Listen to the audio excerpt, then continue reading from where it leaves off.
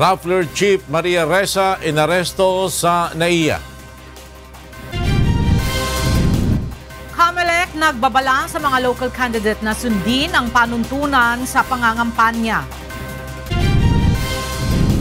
Inaugurasyon ng Bangsamoro Autonomous Region in Muslim Mindanao, pangungunahan ni Pangulong Rodrigo Duterte. Typhoon-proof ng bodega ng palay itinatayo na sa Cagayan.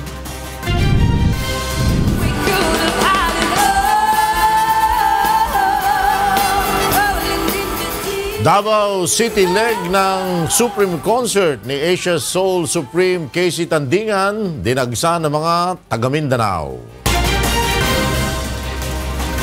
Magandang tanghali, inaresto ng mga pulis ang Rappler Chief na si Maria Ressa pagdating nito sa Ninoy Aquino International Airport mula sa ibang bansa kaninang umaga. Ito ay may kaugnayan sa manoy paglabag sa anti-Damilo. Bunso dito ng reklamo ng National Bureau of Investigation sa pag-i-issue ng Philippine Depository Receipt sa Indonesian company na Omidyar Network na sinasabing investor sa naturang online news website. Iginiit naman ni Ressa na wala siyang ginagawang masama at hindi siya isang kriminal. Ang warrant of arrest ay nilabas kahapon ng Pasig Regional Trial Court Branch 265 isang araw bago bumalik si Ressa sa Pilipinas mula sa San Francisco, USA. Muling nagpaalala ang Commission on Elections o COMELEC sa mga kandidato na sundin ang mga panuntunan ng komisyon kasabay ng unang araw ng campaign period para sa local posts. Narito ang ulat ni Bernard Dadias. Maaari ng mangampanya simula ngayong araw, March 29 hanggang May 11, 2019 ang mga local candidates mula sa governor, municipal councilor at district representatives.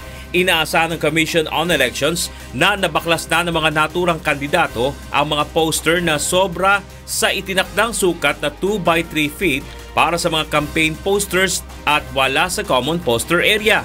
Batay sa Omnibus Election Code, maring makasuhan ang kandidatong lalabag sa panuntunan ng COMELEC habang umiiral ang campaign period. Ibaba na yung mga posters na naikabit na nila. Bagaman hindi natin hinaharang o sinisita yung kanilang mga premature campaign materials, pagpasok ng March 29, yan ay magiging illegal na material na maliban na lamang doon sa mga nakapaskil, doon sa mga common poster areas, at sa mga private property kung saan nakakuha sila ng pahintulot ng property owner. Paalala naman ng COMELEC, hindi mo na maaaring mangampanya mga official candidates sa April 18 at April 19 dahil sa long holiday. Gaya ng national candidates na senators at party list groups, hindi maaaring lumagpas sa 3 pesos per voter sa mga kandidatong kabilang sa isang political party at 5 pesos per voter sa isang independent candidate ang kanilang campaign expenses. Sa pag-iikot ng COMELEC sa mga lugar, karamihan aniya sa mga nakikitang paglabag sa pagpapaskil ng mga campaign materials ang mga local candidates. Kaya naman mahigpit anyang babantayan ng poll body at local COMELEC offices ang mga komunidad. Isa pa sa paalala ng COMELEC ang pagpapanatili ng kaayusan at kalinisan ng mga kandidato sa mga lugar kung saan sila mangangampanya. Maigi aniyang masunod ng mga ito ang city ordinance na nagbabawal sa pagkakalat ng mga basura at paggamit ng mga single-use plastics gaya ng mga tarpaulins. To keep the campaigns clean, and by clean I mean literally clean. No? Ang problema sa mga campaign sorties ay nag-iiwan yan ng maraming basura, mga bote ng tubig, mga lalagyan ng mga lunch packs nila, mga supot, mga plastic, and these add a considerable load to the trash already inundating the city. Responsibilidad din aniya ng mga kandidato na isaalang-alang ang matiwasay na pangangampanya at hindi makalika ng noise pollution sa mga komunidad. Most importantly, be considerate of the communities where you are campaigning. A lot of candidates often start campaigning in the wee hours of the morning, and that causes a lot of discomfort and stress to the communities where they are campaigning. It is a risk that these candidates take, that they will not alienate voters this way. Panawagan ng COMELEC sa publiko kapag may nakitang paglabag, ay makipag-ugnayan sa kanilang tanggapan o mag-post sa social media accounts ng COMELEC. Bernard Dadis, UNTV, News and Rescue, Philippines. Lalo pang paigtingin ng National Capital Region Police ang kampanya laban sa pamimili ng boto at sa mga lumalabag sa gun ban. Ayon kay NCRPO Chief Director Police Major General Guillermo Eleazar, mas may tensyon kapag ang kampanya ay sa local election. Pinayuhan din ni Eleazar ang mga kandidato at mga campaign organizer na makipag-ugnayan sa mga otoridad para lalong maayos ang political campaign. Personal na bumisita si Chief PNP Oscar Albayalde ngayong araw sa Police Regional Office Cordillera upang alamin ang paghahanda ng mga pulis sa nalalapit na midterm election sa Mayo. Mula sa Baguio City, may report si Grace Doctolero live. Magandang umaga sa iyo, Grace. Yes, Ella, magandang tanghali. Halos 2 oras nga na kinausap ni Chief PNP Oscar Albayalde ang mga pulis dito sa Police Regional Office Cordillera. Pangunahing pinag-usapan sa conference ay ang lugar na kabilang sa areas of concern ng PNP. Kabilang na dito ang lalawigan ng Abra na nasa red category, maging ang presensya ng private armed groups sa lalawigan. Pinababantayan rin ang lalawigan ng Kalinga, pangunahin ang bayan ng Lubwagan kung saan nagkaroon ng election-related cases sa nakaraang 2016 elections. Nang una kasi naging perennial problem yung Abra, no? So hindi naman siguro natin basta-basta pwedeng ibaliwala yun. And of course, we still have information na sabi ko nga may mga presence of private armed groups doon sa ano na yun, kagagawan na rin nila yun eh. Nagpaalala rin si Albayalde sa mga pulis sa mga do's and don'ts lalo na ngayong nalalapit ang midterm elections. Ang patuloy na pagsagawa ng 24 oras na checkpoints lalo na ngayong unang araw ng campaign period ng local candidates. Sa tala ng Police Regional Office Cordillera, 39 na bayan ang walang security concerns, 10 ang election area of immediate concern, 28 ang election area of grave concern at 38 naman ang number of hotspot yellow COMELEC concern. Sa ngayon nakita naman natin, no, even before na yung pag-umpisa pa lang nung election period, naka-prepare naman na yung PNP. Ang piniprepare natin ngayon, of course, yung yun nga pabago-bago yung categories ng mga iba't ibang mga probinsya, no. Pwede pang magbago ulit yan. So every time we have to realign our deployment. Ito na lang ang ginagawa natin ngayon. Ipinisinta din ng isang broker ang nasa 122 o na iba't ibang klase ng baril na na-recover sa mga checkpoints, Oplan, Katok at voluntaryong sinurrender na mga baril simula January 13 hanggang March 26 ngayong taon. Personal din na hinarap at kinausap ni Albayalde ang mga pulis ng Police Regional Cordillera pagkatapos ng command conference. Ella, sinabi nito na mahalaga ang mga regional police officers, chief of police o commanders na nagkakaroon sila ng oras na nakakausap ang kanilang mga pulis upang nalalaman nila ang mga immediate concern ng kanilang mga tropa. At munang update live mula dito sa La Trinidad, Benguet. Balik sa iyo, Ella. Maraming salamat, Grace Doctolero live mula sa Baguio City. Nagrereklamo na rin ang mga residente sa Barangay Muson, Taytay, Rizal dahil wala pa ring supply ng tubig sa kanilang lugar. Ito ay sa kabila ng pahayag ng Manila Water na 77% na ng kanilang mga customer ang may tubig. Ang ilang residente umiigib sa isang bukal na hindi rin sigurado kung malinis at ligtas na inumin. Narito ang report ni Jenica Cruz. Higit 1 linggo nang walang supply ng tubig ang ilang mga residente na nasa matataas na lugar ng Barangay Muson sa Taytay, Rizal. Nagrarasyon man ng tubig ang Manila Water, hindi rin ito makarating sa kanila. Pero member din naman kami ng Manila Water. Kung sino malakas yun ang paano kami doon sa dulo, wala na. Di na kami nadadatnan ng tubig. Nagkakaroon na rin umano ng tensyon tuwing dumarating ang truck ng tubig dahil sa pag-aagawan. Ang problema lang, hinaharang ng mga tao mismo. Kung haharangin po nila at inaaway po kami, pati ang Manila Water po ay inaaway din po, no? O, isang buwan na. Isang buwan na po, mahigit siguro. Wala kaming tubig, oo. Ang tubig ng Manila Water, Tuwing gabi lang. Ngayon talaga walang-wala na. Ang mga residenteng hindi naabot ng rasyon ng tubig, pinagtsatsagaan na lang ang isang bukal sa kanilang lugar.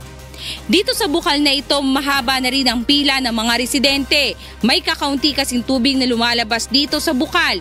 Hindi man tiyak malinis ang tubig dito, ay pinagtsatsagaan na daw nila ang ilan ginagamit na panlaba, panligo, at kapag walang-wala na raw talaga, dito na rin sila kumukuha ng inuming tubig. Napipilitan ang mga residente na umupa na magbubuhat ng kanilang mga batya at container dahil matarik at mataas ang kanilang lugar. 5 piso hanggang 120 pesos ang bayad nila, depende sa dami at laki ng kanilang mga lagayan ng tubig. Yung budget sira. Imbes na pang bili na lang ng ulam, pagkain, ibabayad pa namin para buhatin yung tubig namin. Ayon sa kapitan ng barangay, ginagawa naman nila ng paraan ang problema sa tubig, pero hanggang paalala lang sa pagtitipid ang kanilang magagawa. Po natin ginawa ay pinakalat po natin information na mawawalan po talaga tayo ng tubig. So may mga oras po lamang na sila ay magsusupply ng water at yun po yung mga oras na dapat mag-ipon tayo. Pero ang tanong ng mga residente, hanggang kailan sila nagtitiis na walang supply ng tubig? Jenica Cruz, UNTV News and Rescue, Taytay, Rizal. Nagtatayo ng mga bagong bodega ang Department of Agriculture gamit ang German technology. Mula sa Quezon City, nasa linya ng telepono si Ray Pelayo para sa detalye ng balita. Yes, Ray? Ella, sinusubukan ng Department of Agriculture ang tibay ng mga bagong bodega kung tatagal ang mga ito sa malalakas na bagyo na tumatama sa bansa. Ang unang monolithic dome na disenyo ng German engineers ay nakatayo na ngayon sa Taguig, Cagayan na ginastusan ng 10 milyong piso. Ayon kay Agriculture Secretary Manny Piñol, naka-disenyo ang ganitong bodega para sa signal number 5 na bagyo. Nasa 21 degrees Celsius lamang anya ang temperatura nito sa loob, bagamat sa labas ay 36 degrees Celsius. Ito ay dahil sa insulation na ginamit sa dome para makontrol ang temperatura at mapanatili ang kalidad ng nakaimbak na palay o bigas. Itong mas maliliit na bodega na nagkakahalaga naman ng 5 milyong piso. Madalas natamaan ng malalakas na bagyo ang Cagayan na may kategoryang super typhoon kung saan nasisira ang mga struktura. Kapag nasubok na ang mga bodega ay magtatayo pa ang TA sa Eastern at Western Visayas, Bicol, Southern Tagalog, Central Luzon, Ilocos at Cordillera. Ella? Maraming salamat, Ray Pelayo, live mula sa Quezon City. Hindi na dapat na ipagdiwang ang New People's Army sa kanilang ika-50 taong anibersaryo ngayong araw.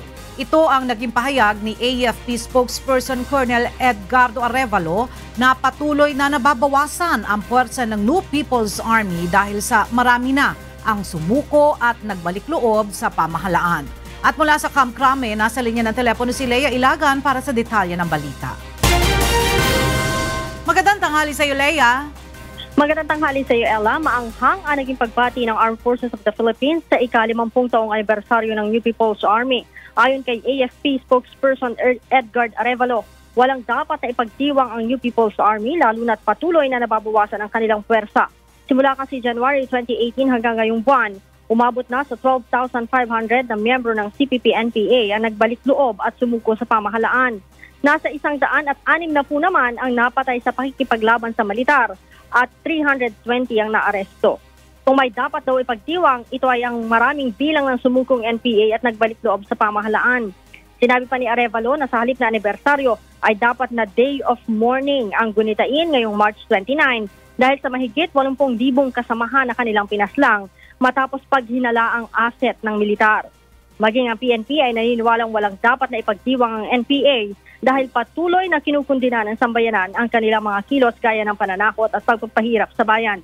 Kaugnay nito, nanawagan din ang Department of National Defense sa publiko na huwag suportahan ang New People's Army at huwag hayaang maghatid ng terorismo sa bansa.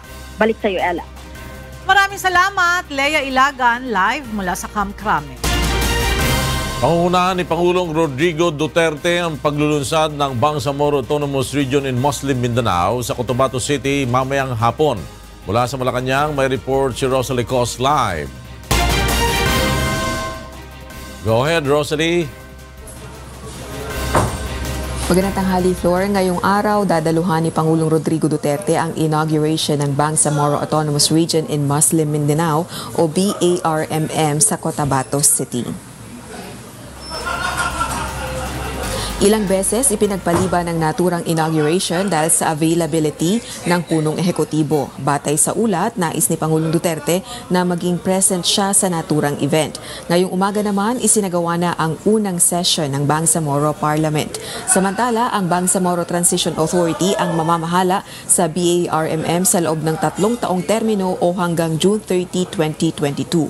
February 22 nang manumpa ang BTA members sa palasyo at February 27 naman ang ilabas ang official appointment ng mga ito. 76 BTA members sa supposedly 80 members ang appointed na, subalit pumanaw noong March 31 ang isa sa mga miyembro na si Moro Islamic Liberation Front First Vice Chairman Gadsali Jaafar. Floor, mayroon pang nalalabing BTA vacant seats na kailangang punuan ng nomination ng Duterte administration. Balik sa inyo sa studio.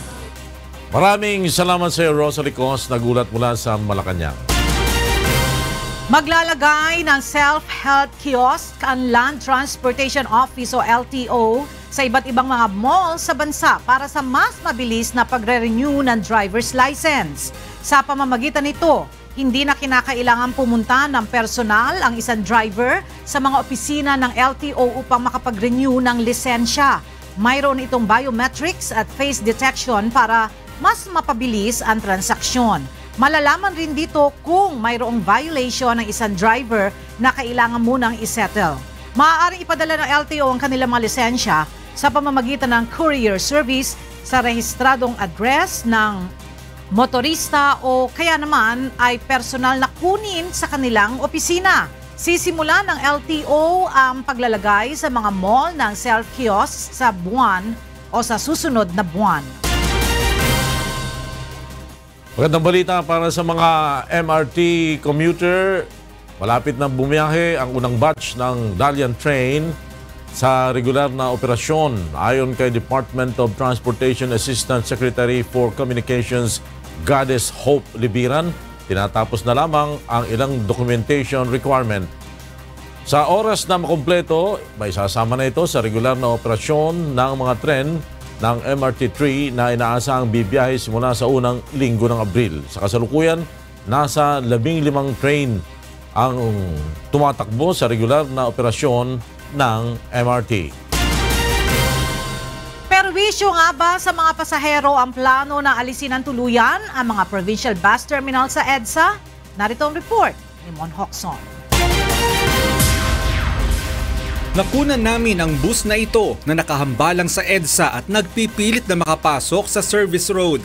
Kaya't ang resulta matinding traffic. Ganun din ang nakunan ng isang kapwa namin media, mga nakahambalang na bus sa EDSA. Matagal nang laman ang diskusyon ng planong paglilimita ng mga bus sa EDSA at iba-iba na ring panukala ang pinag-aaralan. Desidido na ang MMDA na ipasara sa Hunyo ang mga provincial bus terminal sa kahabaan ng EDSA.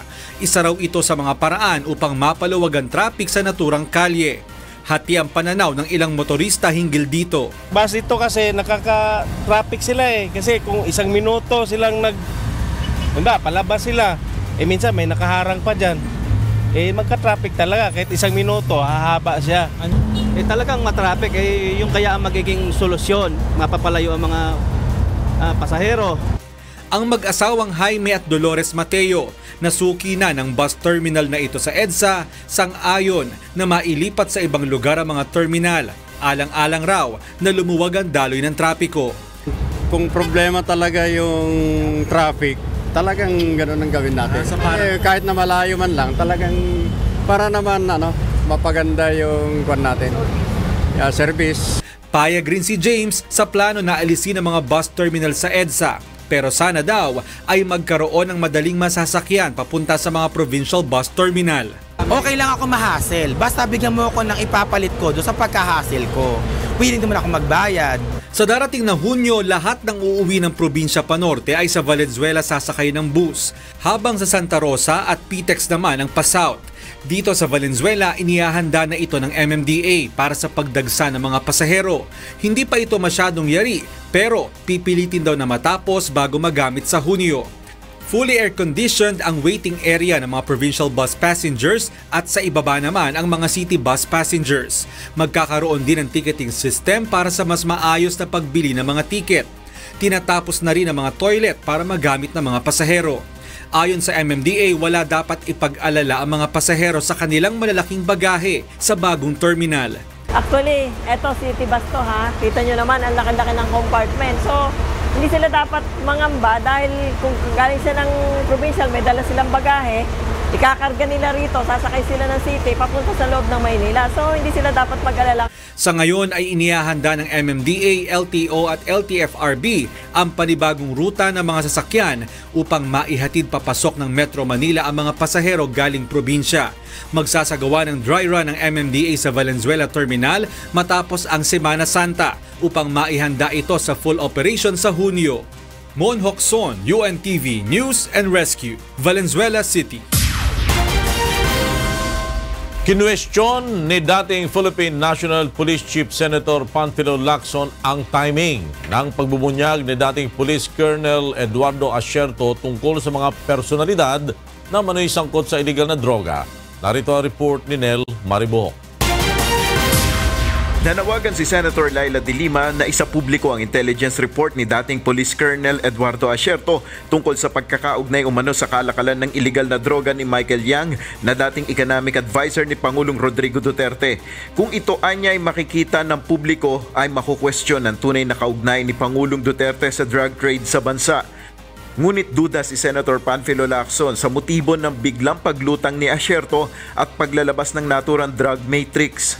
Ayon sa dating hepe ng Philippine National Police, ang akusasyon ni Asierto ay noong Davao City Mayor pa lamang si Pangulong Duterte. What took you so long between 2004 na mayor pa si Presidente Duterte na ni sa imagination wala naman mag-iisip na magiging presidente, ba't hindi mo pinurso noon kung ganyang malakihan yan? Wala rin anyang maibigay na detalye si Asierto sa kanya noong bumisita ito sa kanyang tanggapan nang ipakita ang nasabing drug matrix. Naniniwala ang senador na gusto lamang nitong magpatulong sa ginagawang investigasyon noon ng Blue Ribbon Committee kaugnay ng nakapuslit na bilyon-bilyong pisong halaga ng shabu na nakatago sa magnetic lifters. Nagtataka rin anya siya kung bakit hindi sinamantala ni Asierto ang pagkakataon sa Senado noon at ibulgar ang naturang drug matrix. Sa kabila nito, dapat pa rin anyang dumaan sa proseso ng investigasyon ang mga alegasyon na ito ng dating pulis. Dahil nagsalita na rin yung PDEA Director General, well, it should be, I would like to think na dapat gawing formal kung magkaroon man ng closure yung accusation na ginawa ni Asierto. Ayon kay Lacson, hindi niya personal nakilala si Asierto noong siya ay hepe pa ng PNP. Nel Maribohok, UNTV News and Rescue, Pasay City. Natuklasan ng mga tauhan ng Bureau of Customs ang hinihinalang iligal na pag-aangkat ng mga pakete ng sigarilyo matapos dumaan sa inspeksyon ang shipment nito sa port area sa Maynila kahapon. Nadiskubre ng customs ang 6 na shipping containers na naglalaman ng iba't ibang tatak ng sigarilyo na idineklarang mga furnitures. Napag-alaman rin ng Port of Manila officials na nakapangalan ang naturang kargamento sa Fondure Marketing. Patuloy pang iniimbestigahan ng mga otoridad ang naturang insidente. Maaari namang itawag o i-text ang mga BOC-related concerns, reklamo o sumbong sa Customer Assistance Number.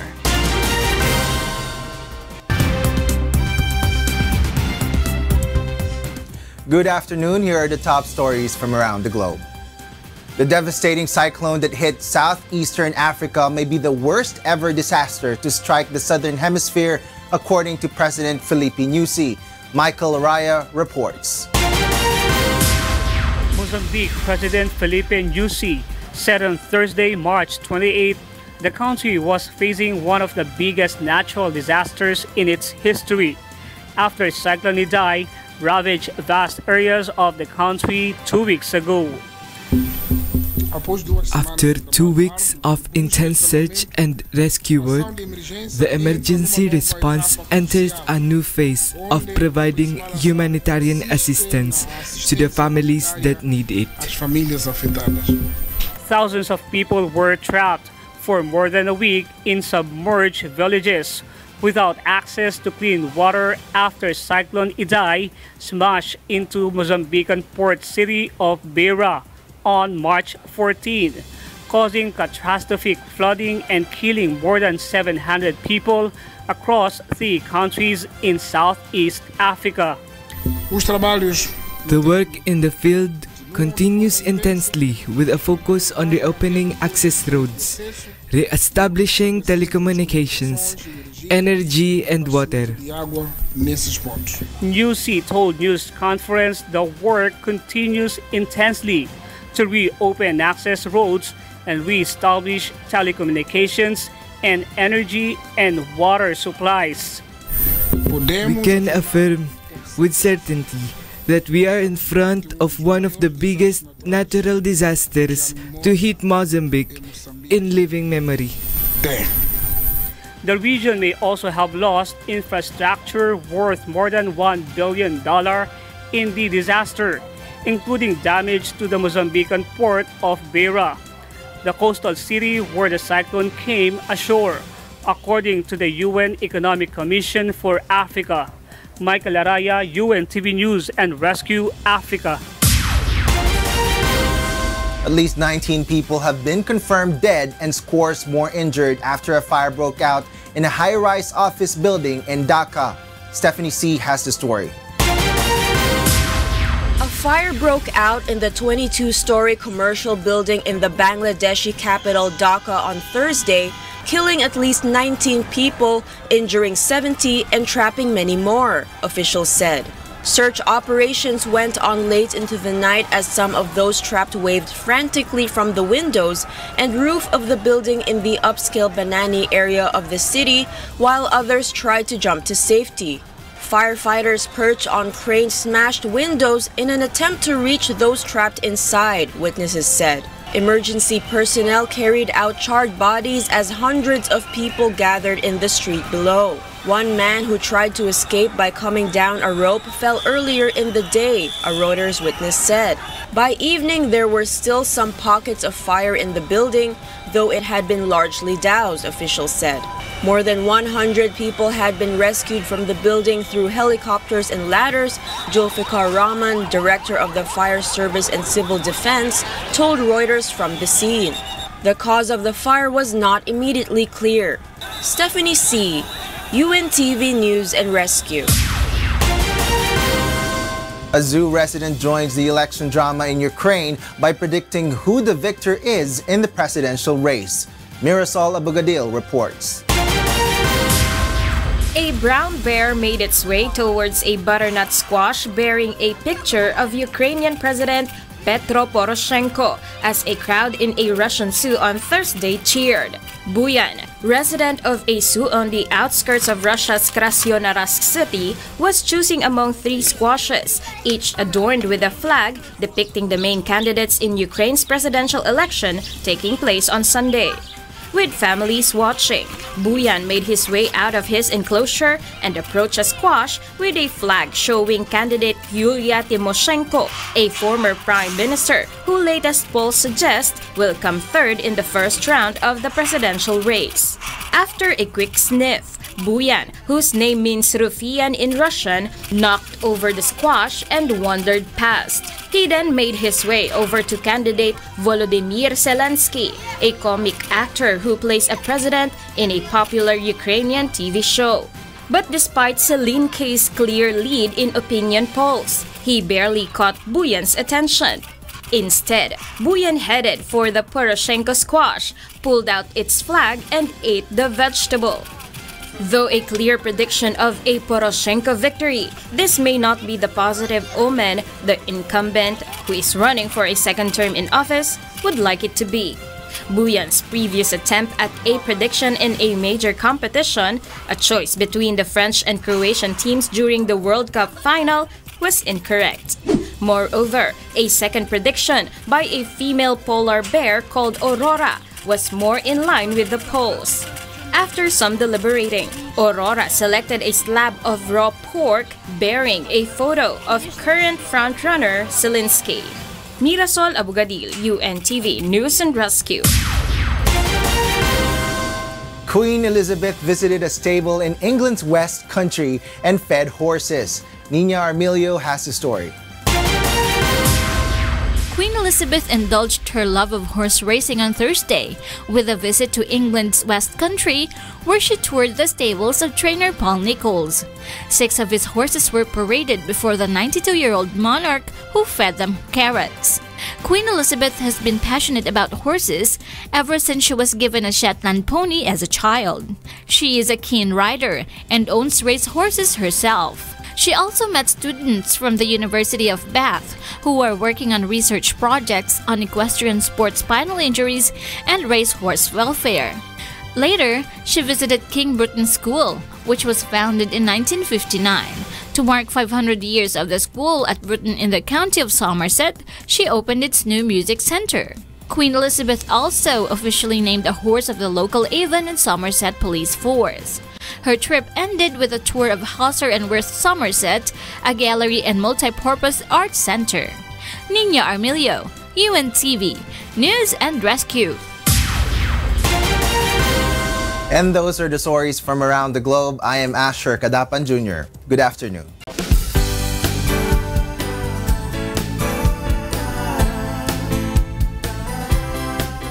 Nagsama-sama sa pagkakawang gawa ang Members Church of God International sa Vietnam at East Timor.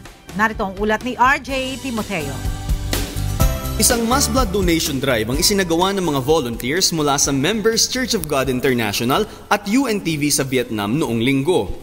Halos 40 mga donor ang dumating at nakiisa sa public service advocacy ng grupo sa Trung Tam Hien Mau Nhan Dao Humanitarian Blood Donation Center sa Ho Chi Minh City.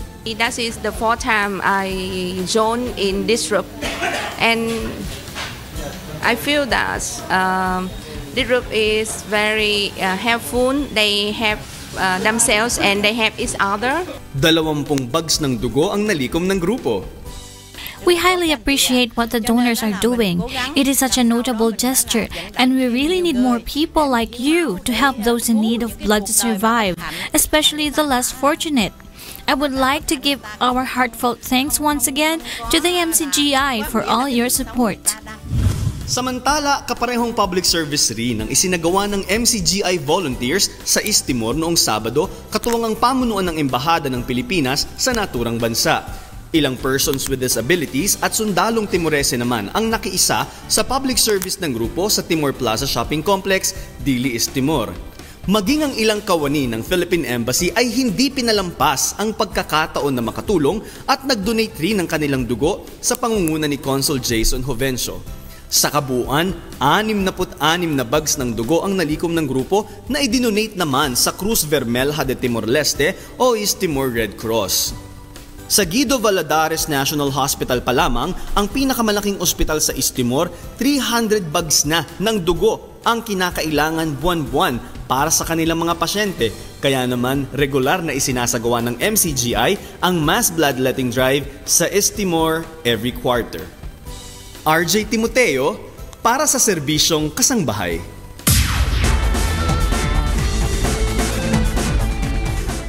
Dalawang bronze medal ang napagwigihan ng Pilipinas sa ginanap na 2019 World Junior Bowling Championship sa Paris, France. Narito ang report ni Piching Vizcara-Garin. Muling nagbigay ng karangalan sa bansa ang delegasyon ng Pilipinas sa katatapos na World Junior Bowling Championship na ginanap noong March 16 hanggang March 24.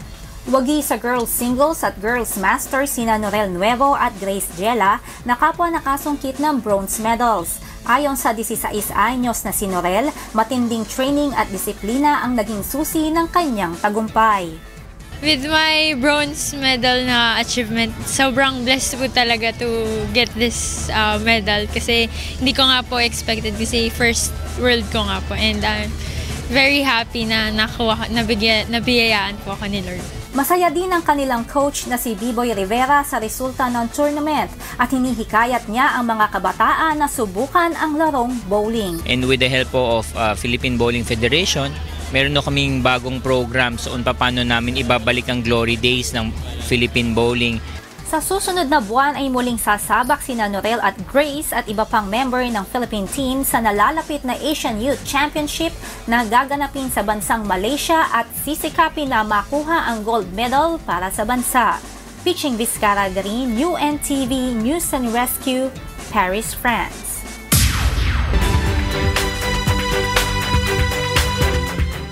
Dumating na ang bagong asset ng Philippine Coast Guard sa Southwestern Mindanao. Babala ito sa mga masasamang gawain tulad ng smuggling sa rehiyon. Ito ang sinabi ni Bureau of Customs Commissioner Retired General Ray Leonardo Guerrero. Mula sa Zamboanga City, nasa telepono si Dante Amento para sa detalye ng balita. Yes, Dante? Lord, buenas tardes. Taadverti si Bureau of Customs Commissioner Retired General Ray Leonardo Guerrero kontra kunel mga illegal aktibidad ng parte del Southwestern Mindanao. Acerca este na llegada del nuevo asset del Philippine Coast Guard, el BRP Waray o Malamawi, na ciudad de Zamboanga Inante. Hace más fuerte el patrolya objeto hace para el mga diferente actividad na mar, primeramente el smuggling. The BRP Malamawi is one of 3 vessels which the Bureau of Customs will be jointly using with the Philippine Coast Guard as we pursue our anti-illegal smuggling effort and other operations against the entry of illicit goods and the conduct of illicit trade here in the Philippine territory. Conocido el región como ruta del mga comerciantes, estaba na otro nación igual del Malaysia y Indonesia, que incluido con el prioridad del BOC.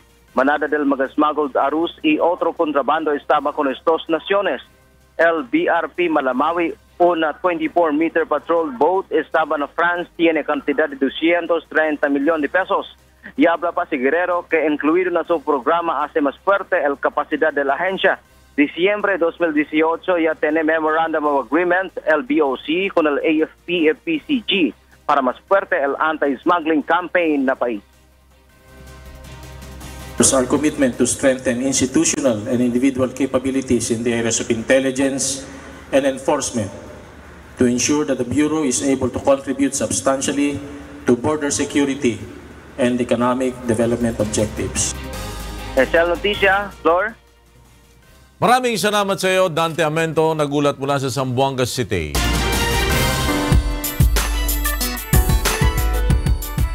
Dinagsa ng mga manonood mula sa iba't ibang bahagi ng Mindanao ang Davao City leg ng Supreme Consort ni Asia Soul Supreme KZ Tandingan kagabi. Narito ang report ni Janice Inhente. Dinagsa ng mga kababayan nating Mindanaon ang Davao City leg ng concert ni Asia Soul Supreme KZ Tandingan sa SMX Convention sa Davao City kagabi. Opening number pa lamang ay marami na ang napahanga sa performance ng Plethora Band at Wish Cover Season 2 champion na si Rhea Vasco.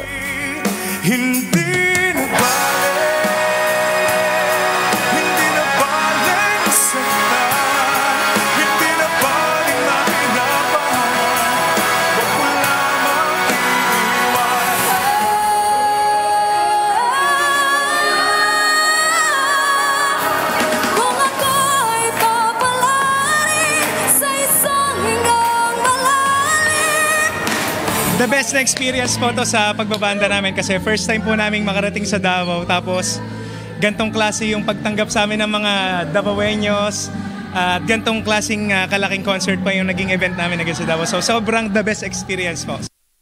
Grabe, sobrang nakakataba po ng puso dahil first of all gusto ko magpasalamat sa BMPI and sa Wish 107.5 kasi kailan lang po nung nanalo ako ng Wish Cover Season 2 tapos sinabak na po nila ako sa Dubai, sa Davao, ang sobrang daming tao.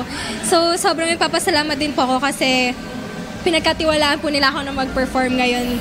Hiyawan at sigawan naman ang sumalubong kay KZ paglabas nito sa entablado. Napatili naman sa kilig ang mga audience sa performance ni singer-songwriter TJ Monterde, lalo na makipag-duet ito sa kanyang nobya na si KZ.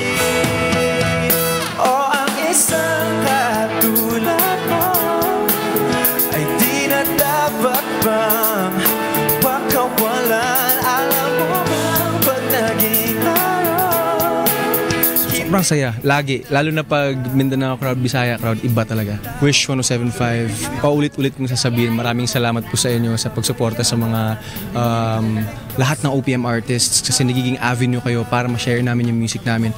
Nag-enjoy rin sa pag-perform si Jason D na hinarana ang kanyang mga kababayan.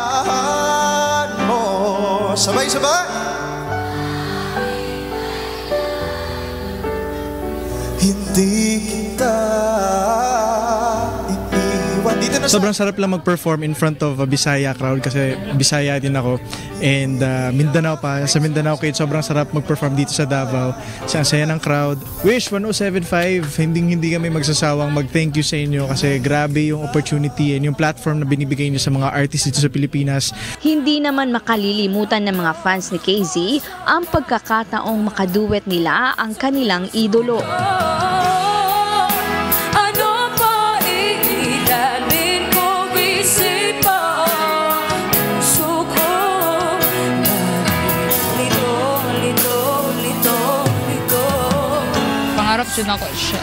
Pangarap dyan ako lang makaduit. Grabe, kanang hype kaayo. Then, grabe happy kaayo. Then, basta, di rin ako ma-explain sa ka-happy, sa ka-enjoy. Kinakabahan ako kanina kay first time nga ako na makaduit si KZ. Sulit kaayo, no?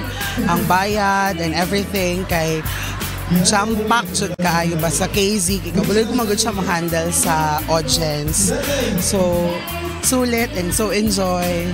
Kaya para sa mga dumalo sa concert, sulit na sulit ang bumiyahe kahit mula pa sila sa iba't ibang lugar sa Mindanao. It's so worth it ang pagbiyahe talaga namin dito sa Davao just to watch KZ's performance. Ang galing! So, yung pagod namin na nagbiyahe galing sa Butuan, nagkarating ng Davao, nanood ng Supreme concert ni KZ, talagang masayang-masaya.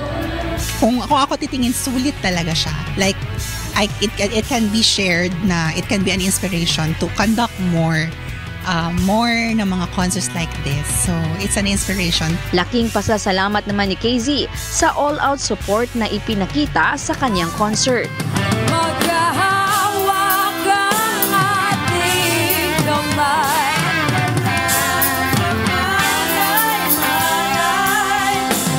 Super nakakatuwa, super nag-enjoy ako kahit may mga technical difficulties.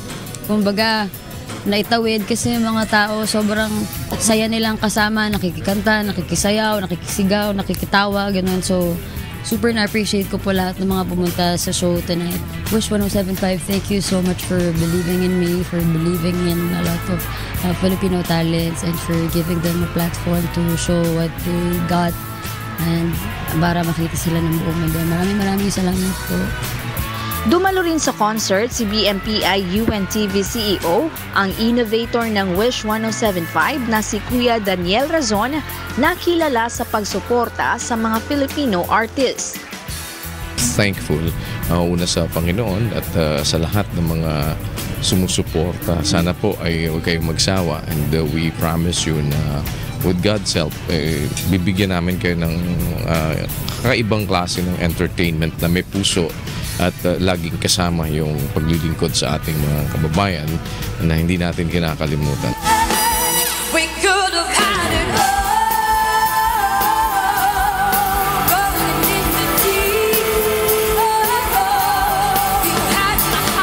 Janice Inhente, UNTV, News and Rescue, Davao City.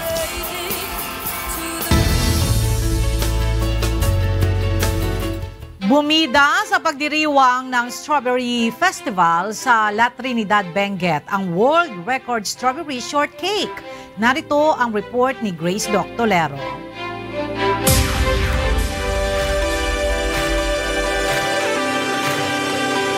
Taong 2004 nang makuha ng La Trinidad, Benguet ang Guinness Book of World Record para sa largest strawberry shortcake. At kasabay ng taunang pagdiriwang ng Strawberry Festival 2019, muli itong ibinida ng naturang bayan sa pamamagitan ng paggawa ng replika nito. Ang 1.9 tons strawberry cake na gawa ng local bakery na Valley Bread Incorporated ay may 3,000 pirasong itlog, 300 kilo ng asukal, 600 kilo ng Sweet Charlie strawberries na galing mismo sa La Trinidad at nagkakahalaga ng 675,000 pesos. So ngayon, ito ang pinakamasarap na bake ngayon. Kasi isa ang nag-bake, pare-parehas, at saka ang ginamit niya, natural ingredients. 250 kilos na puree, 350 na strawberry preserve. Yun ang ginamit niya. We will prepare for that kasi previously that it was entered into the World Guinness Book. We would like to thank that there is a new variety from China, yung Snow White, na puting strawberry ito, kailang masarap. Yun ang i-establish namin for 2020. Ayon kay Sharon Lorenzo, Public Relation Manager ng Valley Bread, umabot sa 46 na bakers ang nagtulong-tulong sa 3 araw na paggawa ng dambuhalang cake. Baking time, it took us 1 hour, 45 minutes to 1 hour. That's per pan. Pero ang total na baking hours natin, that's 12.5 hours. Ang shelf life, 4 days. So the cake could last until 4 days. Kasi gumamit tayo ng puree. So yun yung twist ng ngayon, ng cake. Unlike before, di ba, mang icing. But now, we're going to use a puree. So, that will be on the top of the cake. Ang giant strawberry cake na ito na isisilbi sa publiko ngayong araw ay may taas na 1.5 meters, lapad na 1.8 meters at bigat na 1.6 tons. The cake is so beautiful and it's so good to make it. It's so good that it sees by itself in the festival of the Strawberry Festival. Maganda po kasi malaki siya. Masarap po kasi strawberry po siya. Ang first 100 slices ng naturang cake ay pinamigay ng libre sa mga nasa loob ng Land Nikki Hall. Samantalang ang nalalabing 12,000 slices ay pinagsaluhan ng nasa 12,000 na tao na nagbayad ng tig 20 pesos upang matikman ito. Gaya na lamang nina Lolo at Lola, feeling nila bagong kasal habang nagsusubuan sa harap ng dambuhalang cake. Sulit daw ang biyahe nila na mula pa sa Quezon Province. Ay super duper. Yung apo ko hindi makapaniwala. He said it's impossible to have a giant cake. Pero nung makita niya, sabi pa rin niya kanina, still impossible. There is no giant cake. Ayan, nakakita na niya. Siyempre naman, wala yung pagod namin. Ba't sa Quezon hanggang dito?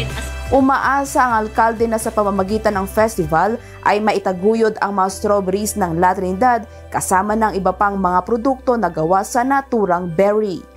Grace Doctolero, UNTV News and Rescue, La Trinidad, Benguet. Napakasarap naman ng cake. Grabe naman itong birthday nitong si Asher Kadapan. Umakin mo buong Benguet. Naggawa pa ng strawberry shortcake? No, giant strawberry shortcake. Happy birthday, ha? Asher Kadapan Jr. Oy, dali mo dito. Patikimin mo kami, Asher, nung giant strawberry shortcake. Yes. Dahil hindi pa ako nakakatikim niyan eh. Ganun ba? Oh. Happy birthday, okay.